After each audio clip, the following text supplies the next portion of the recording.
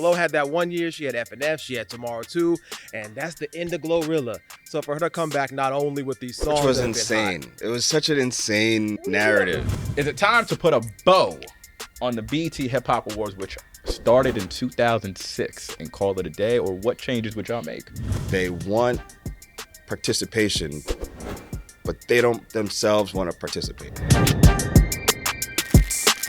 Hip hop is back, clearly, on the Billboard 200 in terms of, we got Mr. Rod Wave debuting at number 2 this week with Last Lap, 127,000. While Miss Glo, Big Glo, number 5 this week with 69,000. Her debut album, Glorious, doubling her mixtape, which came out earlier this year. Everything. So shout out to those two making their splashes this week. We'll start with this. What are you guys more surprised about? I guess maybe is it Rod not going number 1? Is it Glo getting a top 5 entry? Thoughts? I mean, it's got to be Glo, because this is just what Rod does. Rod is just nothing if not consistent. Yeah. And, you know, I think the idea of him going up against a Jelly, I thought he was gonna take it, but, you know, especially because I like Jelly Roll. I do. I actually like Jelly Roll. I don't think this was the album that I would see would, you know, if I had to like play an album for people, it's not the album I'd get people to listen to of his. But so I was shocked that it did what it did. But his profile is rising. He's bigger than ever, so it's not that big of a surprise. But yeah, definitely Glo. You know, it's been a kind of a interesting year for female rappers, and we didn't know what she was gonna do. She could have done 10K or did what she did. Yeah. You know? Yeah. Gentlemen. Okay. Also, one point on the Jelly Roll thing, I'll be interested to see what happens going forward, because a lot of times, you know, when you have these big album debuts, a lot of it is sort of based off the goodwill that you got with your last album. Like everyone's excited for a new Jelly Roll album. He's got a lot of, you know, hit songs in the marketplace. So, you know, if this is the album that, hey, maybe a lot of folks realize that it's not, you know, his best compared to what he'd done before, I'll be curious to see what the long tail of that is. So that first week debut usually can be like a sort of excitement thing rather than people necessarily going through it. If it tumbles down the chart, then I guess we'll see, you know, how people feel about it, sort of in the long tail. But for Rod, you know, 127 is kind of where he's been, you know, and for the last couple albums. You look at like Soulfly did 131, Beautiful Mind 115, Nostalgia 137. So that's kind of right in that same marketplace. Just sucks that he came out in a week where, you know, he had a big competitor in Jelly Roll. And I mean, Charlie XCX also doing over 100,000 this week. So just one of those crowded weeks where maybe if this album had come out, you know, 2 weeks ago, 2 weeks from now, any other week, it could have been, you know, another number 1 for him. But, you know, even though he didn't go number 1, it's not like he fell off in terms of just what the performance was or anything like that. So, you know, Rod's in a very good place. Glo, certainly, I mean, this is one, you know, I don't know if people necessarily saw this coming, because, you know, we knew the singles were out there. We had known some of, you know, the buzz was really strong for Glo. But that doesn't always turn into, you know, the full support. I mean, 2 of the songs, yeah, Glo, TGIF are on there, so that definitely helps. We know some people kind of leave some of these singles on the table and don't put them on. But to see what she really did in terms of, you know, showing up with almost 70,000 for the week at a time when a year ago, Glo, people were like, oh, it's a wrap. You know, Glo had that one year. She had F&F. She had Tomorrow Too. And that's the end of GloRilla. So for her to come back not only with these songs. Which was insane. It was such an insane... We love to write off people. I mean, I was one of them. As soon as you get that one brick, everybody says the house is tumbling down. Yeah. And so for her to come back, you know, not only with strong singles, but now this album, and the album not only, you know, just putting up good numbers, but also seemed to get really good reception. A lot of people really fucking with a lot of the tracks, and not just one. You know, it's like some people love the sexy track, sexy red track, not, you know, the sexy track. Track Sexy Red on it, the Wipe Me Down kind of, the little sexy, you know, that little sexy song. No, but that Sexy Red track, some people love. Procedure. Procedure, a Lotto going on there. So it seems like she's got a lot of different things to play with. They got the video for the Sexy Red track, so it seems like they'll probably move in that direction next. But I mean, TGIF is still out here, you know, doing laps. It hit a new peak on the Hot 100 this week. So Glo seems to have a huge runway to play with. And especially at a time where, I don't know, you know, it's kind of surprised that so many people dropped it the same year. You know, we've had probably 5, 6, 7 people in contention this year. For Glo to come through in Q4 and kind of shut that conversation down, I don't know if a lot of people would have had that at the top of the year on the bingo card. Yeah, shout out to Glo. Brother Kyle. And to that point, I'm most impressed by how much it still felt like her moment this week, despite it being so crowded. Like, we spoke about Jelly Roll, we spoke about the Charlie remix album. Within her genre, you had Rod Wave, you had Big X The Plug, but it still felt like this was Glow's moment this week. I was seeing clips from her Jennifer Hudson show appearance go viral, like all different kinds of tracks from the album going viral, whether it was the Kirk Franklin track or the Megan track, or even the Glow's Prayer track I saw going viral on TikTok. Like, this really felt like a GloRilla week in a way that I don't think I was expecting. I was expecting it to be a big week for her and for the album to do well. But, for her to pull off a bigger opening week than the rapper whose tour she opened up for is really, really freaking impressive. So I really gotta give it up for Glow for real. I love the little stray in there. No, shout out to Sister Glow. Listen, Rihanna doubled down on giving her a cosign. Yeah. Saying she would love for her to do like a song for Savage Fenty. Taylor Swift. Yeah. Freaking gave her the That was cosign. such a weird video, but go Taylor. You know what I I'm saying? know Taylor had to find the right little 10 seconds of that song to put on that caption. Yeah. 'Cause I was listening to the before, after on that verse, and I was like, oh yeah, Taylor, we can't have Taylor saying these words. She found that right little window. She knew how to plug in. That's she's Taylor Swift for a reason. Yeah, and I think with Glow too, man, being able to double what you did on a project that came out just 5-6 months ago. Yeah. It's pretty fucking impressive. And that number, to Kyle's point, gives her the highest debut week for a female rap star this year. So Megan came in 64,000, Glow 69, dethroning her. So big win for Glow. Also want to shout out Big X The Plug. Yeah. Snuck his way in, top 10, number 8 this week with his album. I kind of want to pivot a little bit because I was getting cooked on social media. Oh, you were. From my take about Brother Rod. Glasses off for this. Come on. I had a take. If you guys don't remember, it was we were talking about the new Big Three. And I hate when cats they clip. I feel it now. I get why rappers be complaining because if you watch the episode earlier on, I said my current Big Three is, I think I said Future, Drake, and Travis. I think I said that. Yeah, Future, Drake, and Travis. And then I said the modern day, for the kids, is Playboy Cardi, Rod, and Travis. If you go to what Trevor just said, statistically, number-wise, am I wrong? Brother has 7 top 10s in 5 years. The brother's currently on a arena tour for the 3rd consecutive year. Talk to him. 13 to 14,000. Having cats like Moneybagg Yo, 2C opened up for him. Moneybagg was just coming off an arena tour. How many cats are doing back-to-back-to-back arena tours? But they're not here, but he's not a rapper. What is rap today? Let's just keep it a stack. I mean, yeah, I agree. We talked about this before, but I think if you were to ask, I'm gonna sound really old right now. Like if you ask the kids, if you ask younger people like what is rap, I think they would name a bunch of people who do or create what we consider not to be rap, right? And I know a lot of people look at Rod Wave and they see him as a singer, an R&B singer, but I don't particularly see him as an R&B singer. I don't see him in the same way that I see like a Lucky Day. Yeah. Right. But he's in this weird middle ground. And the thing I said to you is, I think Rod is closer to a Future than like a Future is to like a Kendrick. Yeah. And so if we're like creating a spectrum of black music, I think it's very fair to put Rod squarely in that conversation.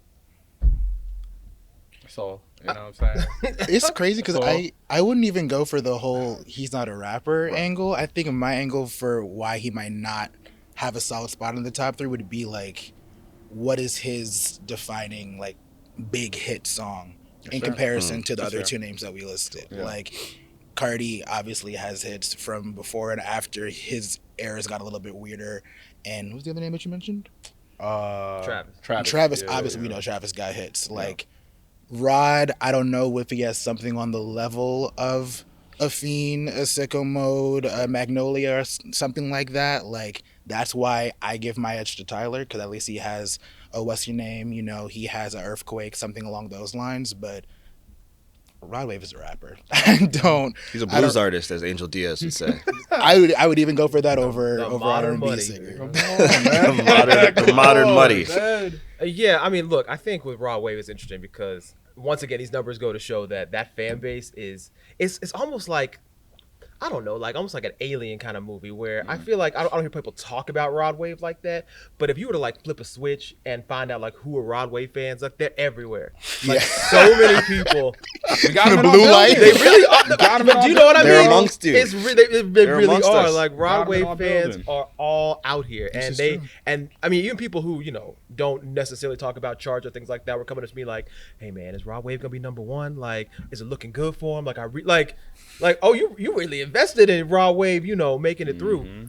One thing about Rod that I hesitate with the big three conversation is kind of to Kyle's point. I know he doesn't have that signature hit, but it's almost like Rod Wave exists on his own planet, sort of outside the regular universe of hip hop. And that, of course, does not mean he's not successful. He's doing arena tours. He's got the numbers, but he doesn't really collab with a lot of other artists. He's not really in conversation, in that same way in terms of, I mean, even just the social media mess, even the back and forth, even the shots and things that we come to expect. Even Kendrick, you feel like even though he's not in the mix, he always has an eye on what's going on. He always knows. He knows how to respond. He's subtle. He's watching. And it feels like Rod to me is just, not in that mix, in that game. So it's sort of hard for me to think of somebody big three who's not sort of in the trenches like that. Again, not to say that he's not, statistically, he's got it. But I just feel like it's sort of removed in a way that I don't know if, I don't know if I can necessarily think of like, oh yeah, like he's right there in the center of what's going on. More so just carved his own lane and he's running that. Yeah, I think the big three is usually, it's like reserved for people who are playing the game, who are on the pitch, who want it, who want the crown. I don't even think Rod is concerned with that type of stuff. I can't say that.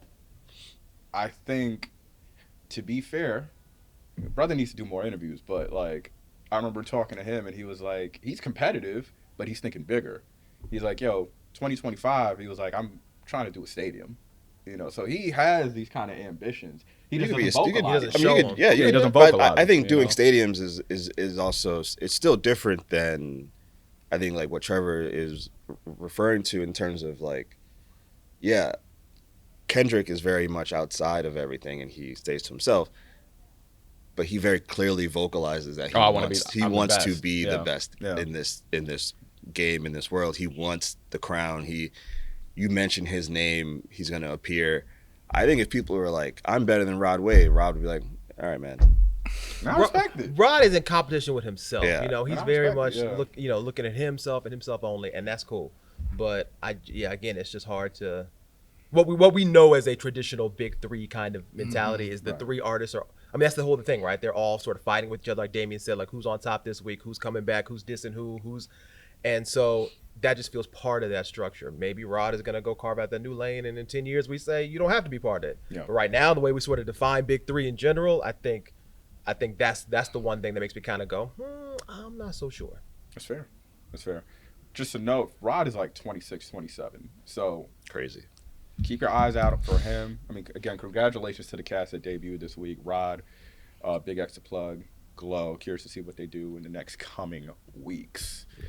Pivoting on, BT Hip Hop Awards took place this year in Las Vegas. Dre's nightclub, hosted by Fat Joe for the third consecutive year. Mr. Travis Scott took home the I Am Hip Hop Award. Shout out to Travis. Can't tell you what other awards were given out because there was one in the beginning that was like a Sexy Red Award. She got Breakthrough. Breakthrough artist. Yeah, they thought it was called the Sexy Red Award. He said Sexy Red like it was a Michael Jackson Vanguard. Like I'm like, yo, you want to talk about somebody making an impact already, bro? Yeah, but I don't remember anything else from that show except for the performances. To that point, when you look at the performances, 2 Chainz, Juicy J, GloRilla, Big Boogie, Roscoe Dash. Shout out to Roscoe making a comeback in 2024. Soulja Boy, Trina. Not the biggest names that we're accustomed to seeing. 2-hour show, no ciphers this year. A lot of people vocalized their thoughts on the show. 50, who did an exclusive interview with us, shout out to Mike Sapp, said pretty much the shit is over, ended. Joe Budden tweeted out, essentially the shit was trash. Is it time to put a bow on the BT Hip Hop Awards, which started in 2006 and call it a day, or what changes would y'all make? Well, I think it's confusing to some viewers now what the purpose of the hip hop awards are, given how hip hop centric the main BET awards are. Right. Like, I was going back to see what performances were at the main show, and there were only 3 performances at the BET awards in June that didn't feature any rapping at all. One of them was a country performance, and that's like far from a common occurrence at the regular BET awards. One was the Usher tribute, and the other was Victoria Monet. Everybody else rapped, so it's like, Wait, why? was there a gospel thing this year? Yeah, but it was Will Smith, so he was rapping on it too. Wow. So it's like everyone. Wow. Was Yeah. that really Shout out Yeah. to Big Willie. Just Shout out to 4 Big months Will. ago. Like, it's like, yeah, everyone's already hip hop Yeah, at this the new show, Kirk so why Franklin. do we need to Wow. circle back 4 or 5 months later with Yeah. another hip hop show? I think if the main BET awards were routinely honoring and platforming Black artists across music, so country, rock, Latin music, Caribbean music, gospel outside of Kirk Franklin, Maverick City, like, then I would understand why we would have a very specific hip hop centric show. But it kind of feels like the same show twice. And then you have this thing where it's like the biggest artists don't often come to the BET Awards anymore. And it's Yeah. like they're definitely not showing up to the BET Yeah. Hip Hop Awards. So what is the incentive for people to tune in? I think it would be sad to completely axe it just off the strength of it being, something that's for us by us. But I think it would be cool if they, 1, brought back the Cypher, and 2, emphasize maybe just burgeoning regional scenes. Like, it'd be cool to have like a Milwaukee moment. They had some traction this year. Cool to like platform Detroit. Maybe some of the smaller LA artists that got a platform at the Pop Out concert but kind of stalled since then. Like, get away from trying to be at the forefront of the mainstream when they're kind of rejecting you already and are not showing up Yeah. to the show. Like, Glow showed up but was doing like her feature verse on someone else's song, not like she was doing a Glorious medley. Like, Right. she'll probably do a bigger award show for that. Yeah. So, I'm not a talent booker. I know whether they did try or didn't try, just some thoughts. But it'd be sad to axe the whole thing. I think there's a way to salvage it, but they probably would need to take a pause for a couple of years to try to recalibrate. Can I like hop on one of the things you said? I would axe it, but what I would do is like you're like, damn. I mean, nigga. think of just like I would, shock it. but hear me out though. There's certain elements I would take and implement it to the BET Awards. Okay. I would take the cipher, just do one dope fire cipher, and then you saw how they did the Soul Train Awards. They used to do like the R&B cipher. I do one hip hop cipher, one R&B cipher at the BET Awards. Yeah. They didn't have R&B Cypher at last Soul Train? I thought don't they know if it's the did. last one, but it was like a annual thing they would do. Yeah, I remember like it sort of for the past couple before that, it felt like at least 1 or 2. Yeah. Yeah. And it really got good reception. Like, I think Yeah, people they thought go it was viral a all the cool- time. a The Human cool, like, Nature I was remember viral thinking all the that time. I think Brandy, Tiana, and Erykah Badu did a cipher together. Like, Yeah. I think still being able to take certain elements, but just throw it on a bigger stage would be cool. But that's just my 2 cents. I don't want to step if y'all got any suggestions. I mean, I get that. Like, obviously, you want to. I mean, the fact the flagship show is also, getting the returns that it's not getting what it used to be. Certainly not. I know people who are saying like, you used to always count on that last weekend in June. Like, you knew the BET Awards were going to be there. You knew Beyonce, Rihanna, Jay, everybody would show up. And it would just be like a good time. It represented everything. It was, you had, when Monique was hosting, like you had the comedy aspect, you had all the genres, everybody from, gospel, hip hop, all walks of life. But one thing I also saw that people really were concerned about is they just felt like it wasn't promoted well. Like, nobody knew what was happening. Yeah. And that's something that should be easily fixable, but it's also something that's almost impossible to get over. If nobody knows your show is happening, if people are not attuned to where it is and how to catch it, that's step one. I mean, you got to at least let people know. And I don't know if it's obviously maybe the marketing budget wasn't, as big as it used to be, if it's, at the nightclub and then I do all these awards and that kind of thing. But between that and the fact that there were almost no awards given out, it's an award show, Shout out to Kendrick Lamar, who got 8 awards. And he got 8 awards. Yeah. And I think that's also a chicken and egg problem because you don't want to ignore the rightful winners, but also you don't want a lot of, well, they couldn't be here to accept, so we're accepting on their behalf, because then it looks like, I was gonna say They don't, Joe. if they don't want to show up, Joe then, probably took a shit ton home. it's not they had awards in the gift bag. I mean, because there was so many times just he was grab like, it on well, the way you out. know. And that's the problem with like award shows across the board, though. Like, hand out True. more awards on the telecast. Yeah. Like, Yo, even the Grammy Awards, all I'd of be like, all of them will be, really? I guess, like all the music ones, it feels like we'll hand out like 2 or 3 over the course of 3 hours and then be like, oh, go online for who else won. It's an award show. Right. Like, I want to see these people accept their awards, give their speeches, do their thank yous. Like, that part of it seems to have been gotten completely lost across the board, and that doesn't help anybody.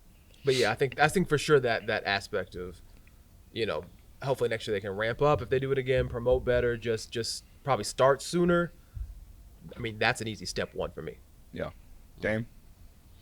I agree with Kyle. I think here, watching it, my initial reaction was we should get rid of this. This is pretty pointless. It's just a glorified like review show. We're just like watching people perform for whatever reason. Juicy J. It's like, is it an anniversary? Shout out to It's Juicy. Like, what is I love Juicy, but why are you on my television right now? I think it does us a disservice. I think award shows are at their best when they're defining like a market. They're defining what the state of the art is, like literally the state of the art, right? And yeah, BET, most of it is hip hop, but hip hop is in such a weird place right now that if you were to ask a bunch of people, they would say like, I'm not really sure what hip hop is, or hip hop's dead, or what is rap. And I think if you have a hip hop award show, you have the opportunity to like lay some stakes in the ground and demarcate what is going on here, what the boundaries are, what the rules are, who's allowed to play, and all this other stuff, and then give proper light to those who are doing it well. And I think that's what we're missing here, because it's like, yeah, you can give Kendrick Lamar 8 awards, sure, that's great. There's so many other people, especially in 2024 when there's so much music. There's so many, to Kyle's point, there's so many scenes that are popping up and so many people who are doing amazing things that just get no recognition outside of like us when we write about them. Like we put them in columns, or we highlight them in different forms. But I think like if you think about the Oscars or like the Golden Globes, how many times do people watch the Oscars or the Emmys and something wins and they're like, what the fuck is this? They're like, what is this? Like what is this movie? This came out? Because everyone's like, where's Marvel? Where's all the blockbusters that propped up the industry? And the Oscars, for better or worse, are like, no, this is what a great movie is. This is, you guys need to know about this one thing. And I think that's what the Hip Hop Awards has the opportunity to do if at its best. They can pare it down and make it much more focused on the actual art of hip hop and the art of rap. I think it'd be much better. But if you're not going to do that, just fold the shit into the BET Awards. Don't you think like Oscar stuff is like comparing to the Oscars or the EGOT Awards in general? Like, I mean, I feel like there's a different set of rules of things that people play by, in the sense of, we all complain about the Oscars or the Grammys, sure, but everybody knows that they tune right back in the next year because maybe they'll get it right, or bygones be bygones, or that was last year or whatnot. And I think for BET, like, I do agree the regional space could be cool, but I'm sure they're gonna say, well, we got a program for a national audience. We gotta, do you? I don't think you do. Do you? You I don't don't on think, a national show? If, I mean, like everyone knows, like if you were to, if they were to have Best Rapper of the Year award, okay, who would that go to? You think? Who do I you? think? Yeah, you personally. If they were, if there was just like we have an award, it's called the Best Rapper of the Year. Well, they're gonna give it to Kendrick, but right. What if they were like, it's fucking some kid from Milwaukee? But you don't think cats will be like, and that's why I don't fuck with the BET Hip Hop Awards. Of course, but then they'll be like, man, I got to tune back in next year because that's what the fuck happens at every award show. That's why you give out awards. If BT doesn't even give out awards, like we don't even get that conversation. We can't even get upset because we don't even know who the fuck is winning these shits. Like we don't even know what the awards are. This is true. I don't even know like what the fuck they're giving out to people. They don't give it out. The people who do win don't show up to accept them, and it's like, okay, well, like what are we doing here? Yeah, if who are those kids from New Orleans that Suicide Suicide Boys. Boys, like yeah. Okay. imagine for a second there's an award and it's like a bunch of big names nominated and the Suicide Boys win, and people are like, what the fuck is going on here, right? Like that's the type of tension. That's the That's type what of hip hop like needs. that's the type of like stake in the ground shit that you need. You'd be like, no, this is what we're awarding, and I don't mean to pick them out. I pick them out because like they're so far from center Sure. that people would be like, what is this? But I think if you are an award show and you're like, this is what we stand for, this is what we do, and therefore this person gets an award over the person that you believe is like so deserving of it, I think that creates an interest, but also it just creates some fucking legitimacy in your choosing. Like, bro, they gave Sexy Red an award. I don't even know what the award is for. And like, does Sexy Red deserve an award? Probably. But like, what? Like, there's no speech. There was no like fanfare for it. Fat Joe was just fucking sitting in a booth in a club and was like, and this award goes to Sexy Red. And then they kept it moving. And I think it's important to note too, real quick, Megan had the most nominations. She had 12 and she was not in the building. So, But it's like, why would you go if you're not gonna Yeah. even be on screen for it? Did It's like you got to respect yourself first. Anyone show up? no, except Travis, who did accept. Yeah, so you got a that wasn't a special competitive award, but award, yeah. so Right. yeah. So it's important to note that BET Awards was up 10%, $3 million this year.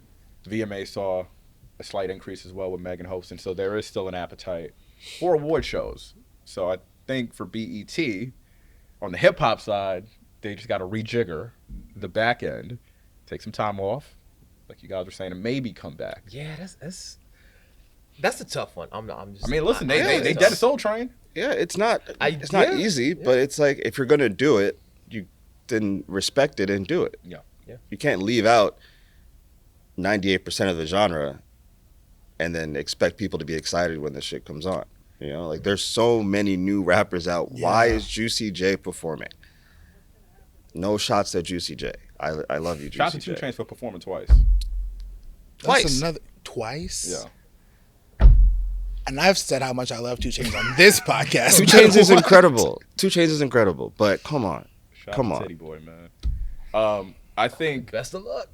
speaking of artist participation, I think this topic is going to be dear to our heart. Let's close out strong with this. The state of hip hop journalism. Dun dun dun. Yeah, it has been a fun time on social media, on X. A lot of people have their thoughts. It first began a couple weeks ago with Russ, giving his thoughts on the state of hip hop journalism, why he feels it's not thriving, was suggesting for cats to perhaps start their own platform to become cooler with artists, to establish those type of relationships. Did not go well for him. In that regard, later on, we end up seeing a Kendrick Lamar cover story on Harper's Bazaar, interviewed by Miss Solana SZA. She asked some interesting questions, got to the not like us, thought of it all, and it didn't really land the interview. Kendrick gave not the strongest answer in regards to the making of Not Like Us or what it means to him, which also caused some controversy online, asking why a hip-hop journalist was not the one to interview Kendrick.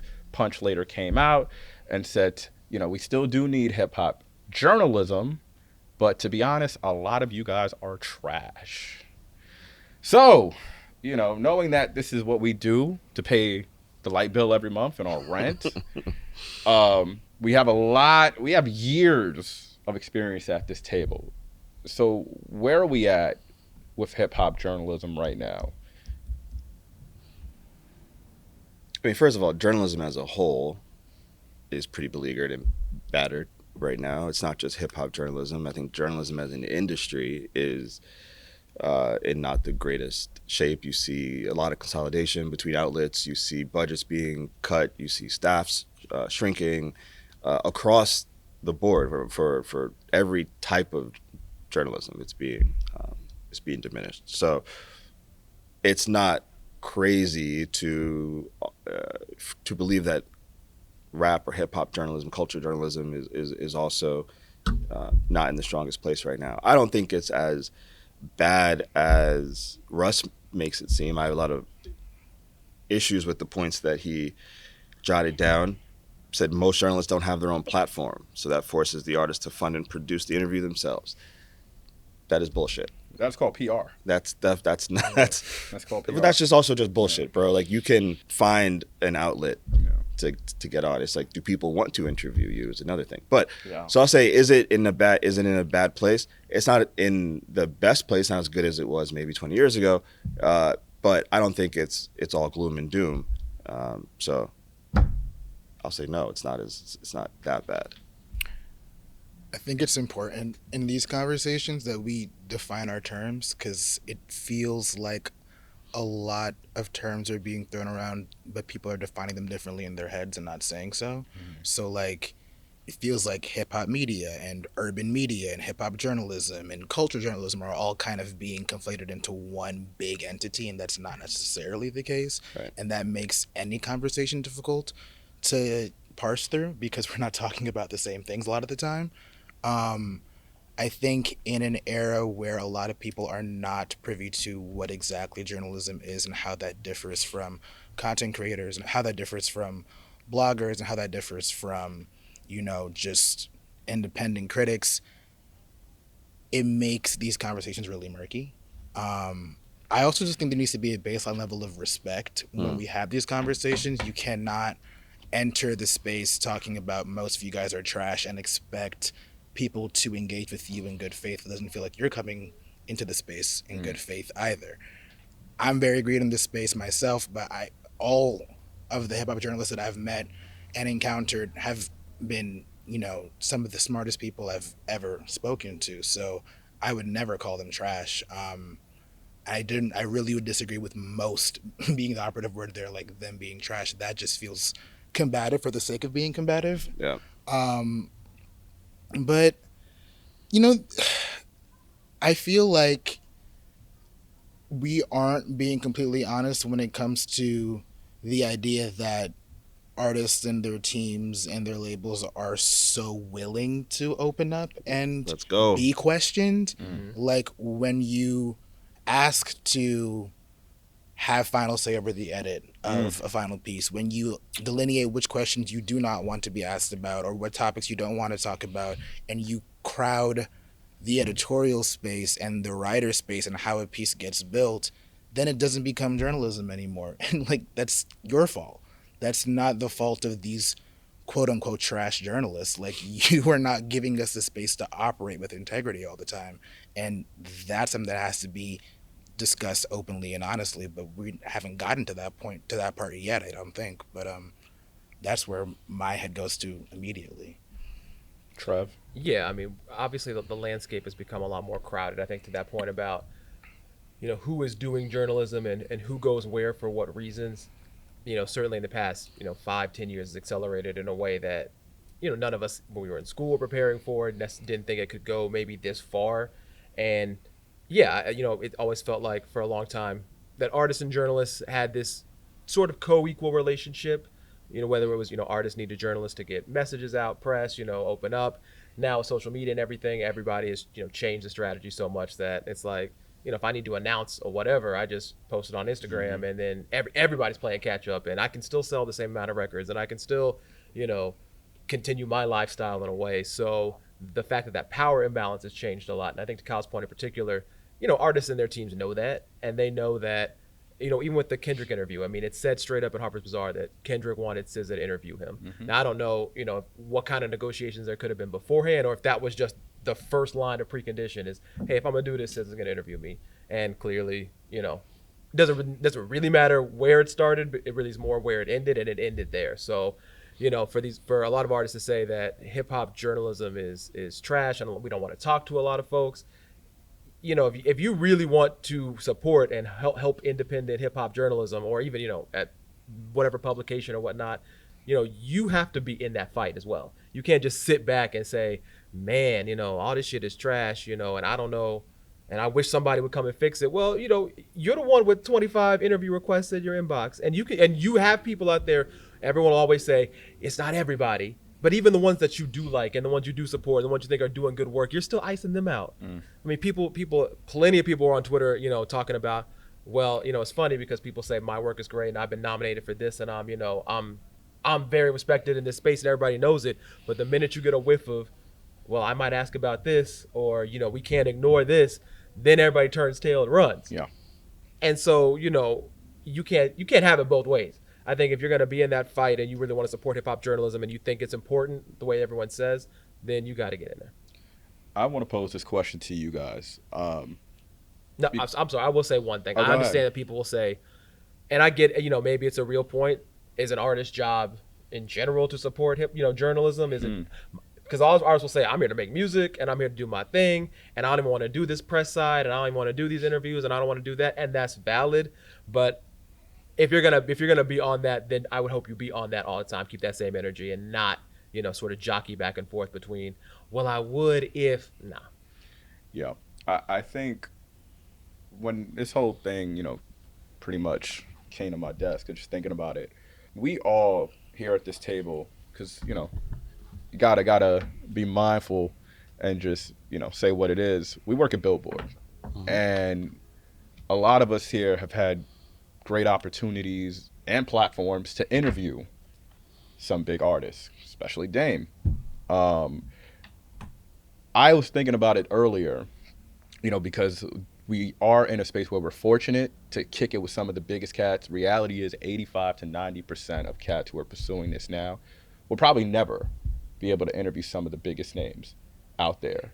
So I kind of want to give some solutions to people who aspire to be in this space. It's going to sound fucked up. I have accepted it. When it comes to the big three, I've only interviewed Kendrick. I've accepted I'm never going to interview Cole. I'm never going to interview Drake. As close as, cats are to the never team. say never. Never say never, but if y'all watching, there's a sense of realism that comes in because of the attitude these artists are taking. Right. If I started at ground zero today, I wouldn't even try to think of going after the marquee cats. No. Off rip. No. Yeah. If I was starting at ground zero today, I'm trying to talk to the hottest cats in my area. I'm trying to talk to the hottest cats buzzing in New York. Because you're a smart guy, Carl. I appreciate that. Thank you. Shout out to What It Sounds Like NYC, who they have a platform where they literally just focus on New York City cats. I find more joy, and Dame knows this, I find more joy in breaking cats now than trying to talk to the who's who of hip hop. You know what I'm saying? Like, I was thinking about it this morning. Jack Harlow, we brought Jack in before, I think we were the first publication to bring in Jack. Yeah. And I remember at the Grammys, in Vegas when we were doing the red carpet interview, and he was like, yo, first off, I gotta say shout out to you because you gave me a shot when nobody was checking for me. And I think of what Dame told me too when he was at Complex, it's so important to build these kind of relationships early on because cats will remember that. And that's where the trust and the foundation will come in to say, you know what, sure, I'm big enough to where I don't want to do interviews, but I'll do an interview with you. I think having that starting point in the very early stages of your career, building up with an artist simultaneously could go a very long way. And I think there's just talent in being able to scout and have that eye early on and storytell from there. Yeah, I think those are all great recommendations. I would say the same. I think we were talking about this yesterday, and Kyle and I were talking about this before everyone came in today. It's just, it feels as if it's coming to a head. This current stage of journalism. And to Kyle's point, what everyone believes to be journalism is not actually journalism, right? There's, I think what most people are talking about when they discuss this Kendrick interview or what Russ is talking about is the celebrity interview, which is a very important but small part of the entire. If you make a pizza pie of journalism, that's a part of the pie, right? That's not the entire thing, because if you think about what journalism is, what the purpose that it serves, to answer questions, to serve your reader or your viewer, you can do that without talking to anybody. Yeah. Without talking to anybody famous. You can do that by just reporting out on questions that you have around whatever big topic it is that you're trying to get across. And I think fans and rappers have lost sight of that, and I think it's probably time for that to come back into play. You know, I think if, to Trevor's point, if most music journalists or music outlets were like, okay, we're not going to do this anymore, we're going to change our tact. We're just going to be like, you know, Esquire in the 60s. If we have a celebrity on the cover, it's only like representative of a story that is going to be inside that may or may not even have this person involved with it. And we're going to do reporting around this person, and the reporting is going to work to answer a question about this person. It's not to promote this person. It's not to push whatever agenda this person has. It's really to just get to the center of it. And I don't think artists would like that very much. I think we all went out today and we're like, all right, let's just use Kendrick for, as an example. If we were to have questions about Mr. Morale, and we were like, man, we really have questions around this album, but he's not going to answer them for us. So we're going to send somebody to Compton for 2 weeks, for 2 or 3 weeks, and just have them start reporting out, answer some questions, talk to some people around Kendrick, some people who knew Kendrick, really paint a picture of Kendrick. And we're going to publish that. Yeah. You think any artist would be like, oh, that's great. Thank you so much. I really appreciate that. And this is not to say Kendrick would do this. Most artists would have their PR person come out and say, if you publish this, we will never talk to you again. Right. Yeah. Mm-hmm. Yeah. That is the rub here, right? The rub is that they want participation, but they don't themselves want to participate. Yeah. And that puts the entire industry in a rough position. And I think there's a lot of smart people that work in media. I believe we'll figure it out. But right now, I think we're going to have to, feel around the edges to see how this shit all fits together right now. Yeah. I'd also add that, like, outside of artists and writers who both to some degree like enter this conversation with a level of ego, it feels like we're losing sight of two entities that should be served the most out of this, which is the audience and history itself. Yeah. Like, we have these moments like the Drake Kendrick beef, like Not Like Us, that are, unmistakable moments in hip hop history, pop culture, just cultural history in general. And all we are going to have to show for it is like a scissor interview talking about, can I ask you a hyper-masculine question? That's not proper archival, That we're going to look back on this moment and be like, damn, where were the actual interviews? Where were the real profiles? Where were the real breakdowns of this thing that is going to have ramification for the next however many years? Like, we can't get around that. And it feels like we deserve more as a culture to look back on for moments like this than celebrity interviews, than like branded content and PR stuff masquerading as interviews and journalism. Yeah. But I think when you brought up Kendrick, I would have been cool. Like, I think of MJ back in the day. Like, you remember Ahmad Rashad? Mm-hmm. If MJ ever wanted to get an interview off, he's going to call Ahmad. Mm-hmm. And I feel bad because I wish Kendrick had somebody like that in the space. Or Oprah. mm-hmm. That Oprah interview is amazing. I kind of went, shit. Let Mama O do it. I mean, hey. Yeah. Mama O did Adele a couple years ago. That shit Yeah. was that wasn't too bad. Yeah. Oprah sit down with Kendrick and just That would be actually Yo. pretty amazing, I think. I would totally tune into that. Kendrick. Hey, even Barry O, man. I think Barry O would. A Barry O. I draw my line there. Hey, Barry, if you want to get an interview off, come through. Listen, when I saw Barry O yesterday, arms is heavy, palms are sweaty, knees weak, arms are heavy. After Detroit route, Was you right there? Wow. It felt like Got you was a at little- 8 Mile. Was you, in the jazz club on the ground? Got a little jazz. I on. mean, this is if you're gonna get Barack Obama, this is about the time. We got about 2 weeks left. If you want to Hey, slide through, we got some voters who watch the show. Come on. Yeah. come on, Barry O. Bring Michelle too. I just want to say, I don't think, to Kyle, I think it's important for us to say that, I don't think hip hop journalism is in a trash state right now. I think it's always in a state of flux. Journalism is always in a state of flux. The industry changes constantly. People are doing what they have to do in order to pay their bills. Yeah. And when I was in college, I did a report on this guy named Dr. Barbarno. He was a medical doctor who left his career to go to Iraq to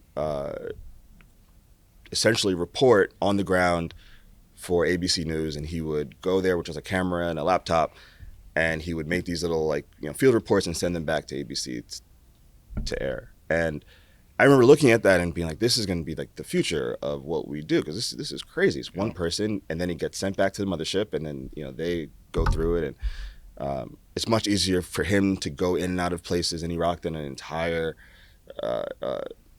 camera crew and things like that. The nimbleness of it. And for the most part, I think that has happened. I think where we lost it was we've lost the checks and balances of it, right? So when Russ talks about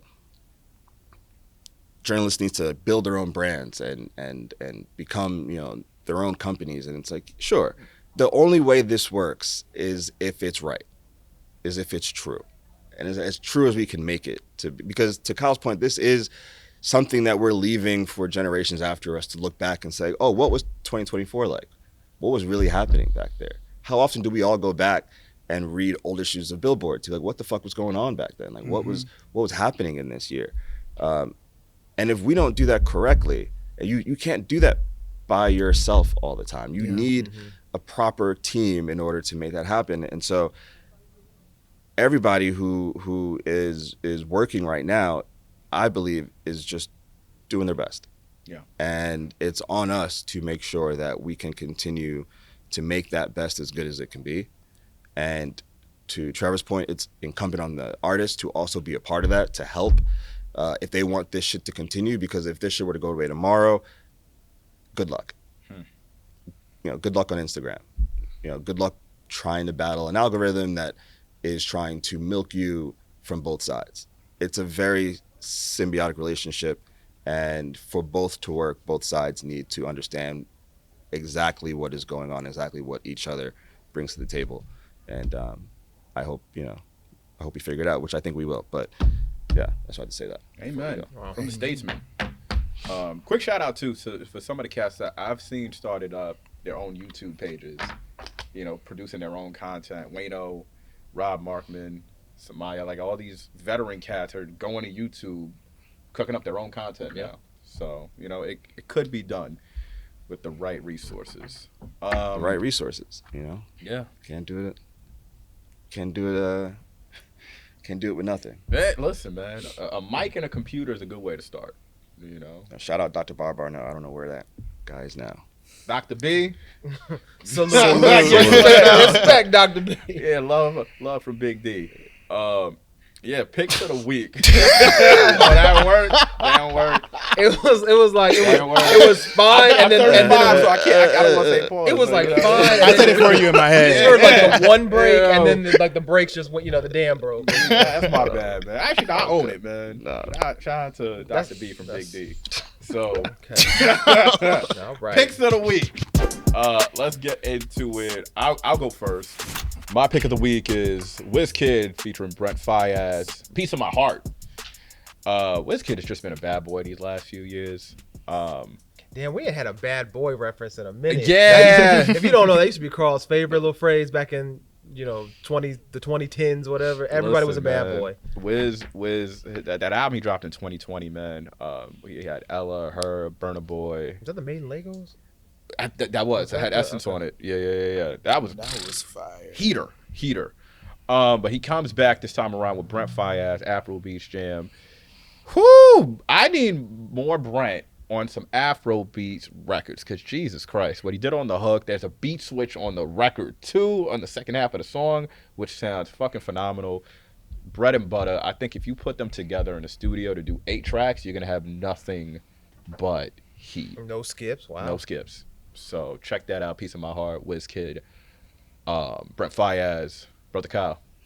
My girl Ari Lennox is back with her very first single of the year, Smoke. I really love it. It's real feisty, it's in your face, really explicit nods to Motown, which I think is super dope, because I think that might be where we're headed next as a culture, like sonically and aesthetically, like more people looking to that era. And she just wears it so well. It just works so well with her tone.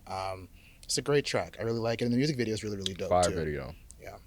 Yeah, there's something about Ari. I mean, I know Pressure obviously had a throwback kind of vibe to it, but it was updated. So when she kind of gets in that lane, I mean, I know in particular, I mean, she's an R&B singer for sure, but that the soul word is always attached to her. Yeah. And I think in particular, she through that kind of tribute and update, like she really takes that lane. And we don't really have many soul singers in particular anymore. Most people are just contemporary R&B, which is fine. But for her to like have that particular designation, I think she wears it well. And like Very this well. song very much is in that vein. Trev? And then I thought about using that one. I'm actually glad that I didn't because I would have been stuck. But I actually want to give a nod to I know we mentioned Big X earlier when we were talking about the album rundown. I want to give a nod to the Change Me song that's on that album that's taken off. Because in particular I think it's a pretty short song, and it's kind of one of the sort of nobody believed in me song, sort of his now look at me kind of joint. So we've been down that road before with a lot of artists. I think everyone kind of has that song in their bag on that second album or third album in particular. When they really make it, it's like, y'all don't believe and look at me now. And, I'm staying true to myself, staying humble. So the message is always, sort of universal. But in particular with the structure of the song, it almost sounds like a sample in the beginning and the hook. But from what I've learned, it's actually a new recording by this guy, Tony Coles. It's kind of got like a little soul, a little country kind of vibe to it. Big X is from Dallas. Obviously, he's been on Shabuzi Records and things like that, so he's very familiar with that space. But I like the structure of it in particular because it comes through with that sort of soul classic, retro sample. Then Big X jumps right in. It just like it's a barrage for his verse. Then you take that pause, come back through with that sample, and he kind of finishes it out with just a little kind of 8-bar hook. So I like the flow and the structure of that track. And I just think, obviously the message is, something we've can always go back to, and I think in particular to see him on the come up in a real way in the past year, what he's done just really solidifies, I think, all the things that he's achieved in the past 12 months. I love that. I know we named Teezo our Rookie of the Year, but when you look at what Big X has been able to do these last 12 months, yeah, Big X and Boss Man really, right there as well. Yeah, kicking ass. So shout out to them. Dame. I'm gonna go with a song called Center Stage. It's on the album by 38 Spesh and Benny the Butcher. I've been waiting to see what Benny does next because, speaking honestly, I was a little disappointed by the Def Jam album. Trash. I mean, love Benny. I wasn't Trash. Gonna say that, but talk about separating the art from the artist. I'm a Benny fan. Guy. Yeah, I'm a huge Benny fan, and I've been waiting for him to do something after that, and I think this is better. It's getting back to where I think Benny is best. It's a song produced by Harry Fraud. It's a nice like soul sample. They're both going back and forth really well. Benny has a great verse, but this is like closer to the bag that I think Benny does well. I'm hoping he's working his way back to figuring that out. So go check that out. Shout out to Harry Fraud too, man. It's another bad boy. Been doing it for like 10, 15 plus. Still going. Cooking. Well, that is all this week on Billboard Unfiltered. Hopefully y'all had a good time with us. Make sure you guys check us out next week. Peace. Peace. Go read some journalism.